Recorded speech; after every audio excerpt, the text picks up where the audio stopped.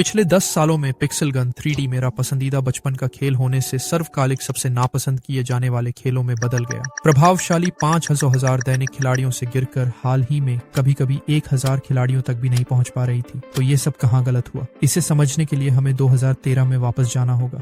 उस समय counter strike जैसे गेम और शूटर शैली आमतौर पर लोकप्रिय होने लगे थे। यह केवल पीसी पर उपलब्ध वयस्क दर्शक वर्ग के लिए था। इसे देखकर एलेक्स क्रासनोव ने अवसर पहचाना कि पूरा कॉन्सेप्ट पीसी पर काम कर रहा था और मोबाइल पर ऐसी कोई और गेम नहीं थी, यानी एक स्पष्ट बाजार खालीपन था। उस समय कौन सी अन्य गेम्स धमाल मचा रही थी? बिल्कुल माइनक्राफ्ट। तो उसने सोचा शायद कुछ कुशाग्र लोगों को हायर कर लूं।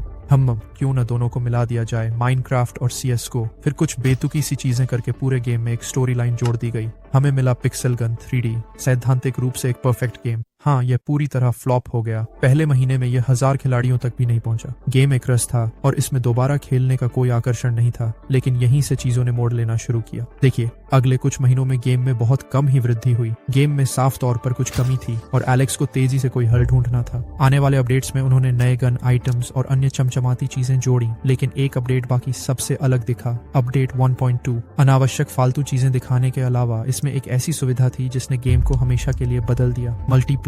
इस अपडेट के साथ आप अब अन्य लोगों के साथ भी खेल सकते हैं। इस मोड में आपको 10 अन्य खिलाड़ियों के साथ फ्री फॉर ऑनर एरिना में फेंका जाता है। सबसे ज्यादा किल्स करने वाला जीतता है। अपने दोस्तों को भी इसमें शामिल करें।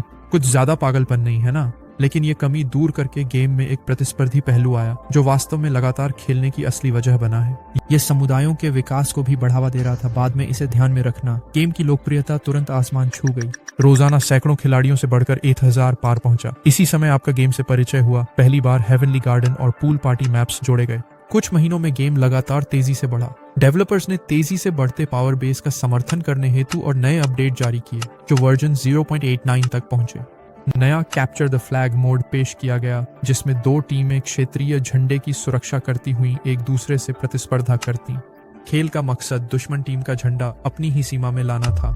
अपडेट 0.92 में हंगर गेम्स गेम जोड़ा गया, जो उस समय पहले से ही काफी लोकप्रिय था। 10 खिलाड़ियों को लूट चेस्ट से भरे मैप पर फेंका जाता था, जहां अंत तक जीवित रहने वाला विजयी होता। गेम की आइकॉनिक विशेषताएं बन गईं। मुझे लगा कि इसमें असली मतलब और उद्देश्य था। गेम सच में बेहतर हो रहा था और असली समस्याओं को ठीक कर रहा था, लेकिन पर्दे के पीछे हालात उबलने लगे थे। नई सक्रिय खिलाड़ी आधार के साथ एलेक्स ने पैसे कमाने का मौका देखा। दरअसल पहले अन्य खेलों की तरह आप केवल असली पैसे से कॉस्मेटिक आइटम ही खरीद सकते थे। पहले गेम प्ले पर असर नहीं था, लेकिन इस अपडेट में उन्होंने इन गेम वस्तुएं खरीदने के लिए सिक्के खरीदने का विकल्प जोड़ा। जहां पहले हर किसी के पास जीतने का बराबर मौका था, अब आप बिना अतिरिक्त कौशल के भी खुद को शीर्ष पर खरीद सकते थे। लेकिन ये खिलाड़ियों के लिए सिर्फ एक मामूली खलल था, चूंकि वे आइटम्स बिना भुगतान के भी मुश्किल से नहीं मिलते थे। इसीलिए गेम तेजी से बढ़ता रहा और अब कंटेंट क्रिएटर्स ने भी इसे अपनाना शुरू कर दिया। गेम मजेदार, बार बार खेलने योग्य और लोकप्रिय था। वीडियो बनाने के लिए यह बिल्कुल परफेक्ट था। एक्सोटिक गेमिंग और एजोटेरिक इंक जैसे क्रिएटर्स इसे सबसे पहले अपनाने वाले थे, और अब